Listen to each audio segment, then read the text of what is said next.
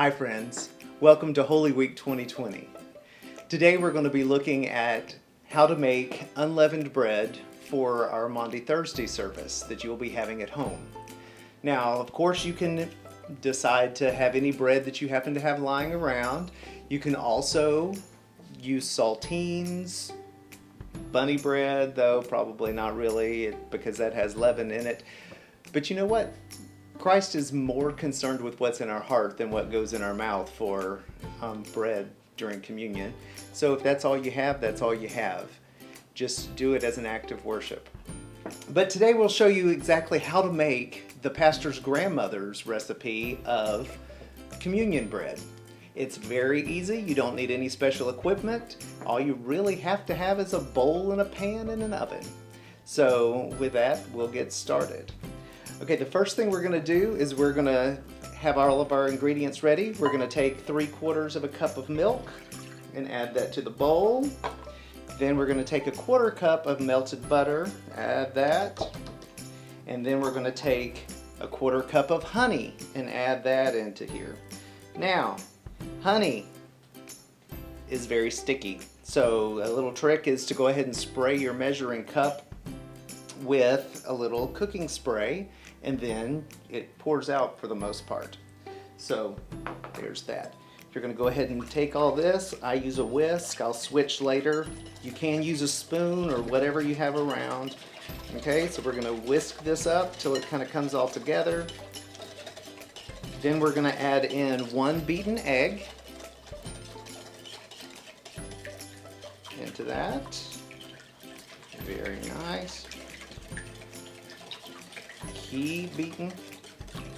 Then we're going to take a teaspoon of kosher salt.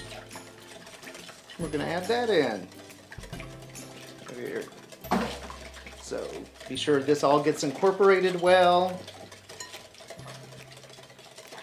Then the recipe calls for 2½ cups of flour, but it's divided. So you're going to start with 2 cups of flour, and you're going to just kind of sprinkle that in. At this point, I'll switch out and start using a spatula, and because otherwise the whisk will get clogged. So we're going to mix this in. It gets kind of soupy, then it starts to tighten up, and the tightening up is what you're looking for.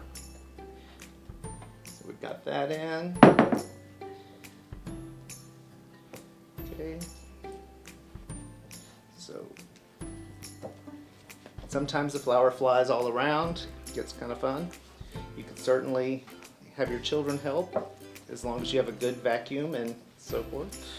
So, all right, if you can see this, see how very wet this mixture is? That's a little too wet for us to work with. So we have our reserved flour that we needed.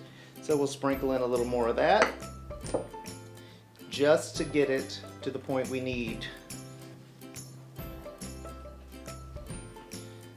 So, folding, stirring, pushing.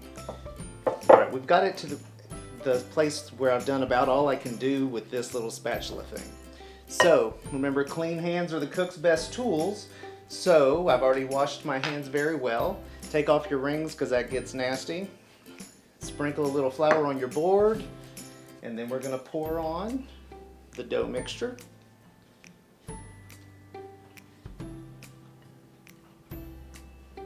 Comes together very quickly. Be sure you have plenty of flour on your hands so that you can get this stuff off.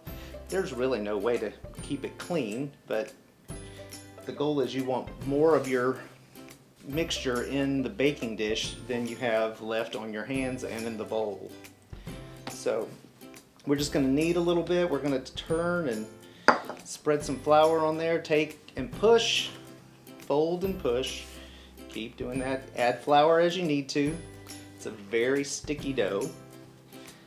Now the pastor's grandmother would take one recipe of this, spread it out through the pan, pull it very thin, and then bake it so that it's almost like a cracker. Okay, kind of like matzah. And you can also shape this into small discs, kind of the size of pita bread, and then just tear off the portions you want for the communion. Then you can have the leftovers to do whatever you wish to do with. with the addition of the honey in here, it's really tasty. So it's gonna be great with jam and that sort of thing. So multi-purpose bread, it's good stuff. Because I don't want one big round, I'm just gonna take it and divide it in two. Then you have enough for 2 families. If you have just a couple of couples or whatever, you can keep dividing this. Okay, just make it whatever size you want. Pat it out. Okay, and you're gonna, I think it looks kind of cool to have some crags in it, so you know, just leave little finger marks in there. That's no problem at all. When it's sticking, that is a problem, so you don't want it to do that. Okay, you do want it to be fairly thin because you don't want it to be this big hard rock whenever it's all done. Okay, so then take your baking pan. I just have it lined with a Silpat. You can, if you don't have a Silpat or anything like that, just go ahead and put a little baking spray on there, and that works. Work it into a disc, whatever shape you like. Pat it out. It's all good. It needs a little more. You can, if you want, brush this with an egg wash, which would be just a little bit of milk and an egg beaten, and then just kind of brush it on there. That'll make it a little more shiny if you want it really pretty. You can also brush it with melted butter. Any of that is all fine.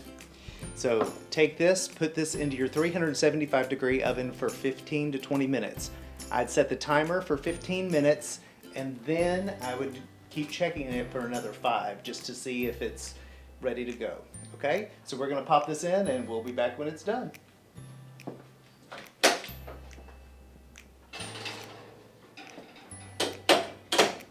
Alright, so here we go. The timer has gone off. Looks great. Alright, so here you go. That's what it looks like whenever it's done.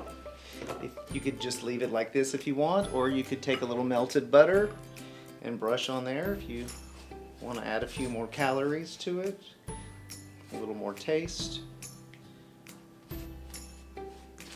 and then it's ready to go. I look forward to celebrating the Lord's Supper and communion with you all online on Thursday at 6 during our Maundy Thursday service. Thank you and God bless.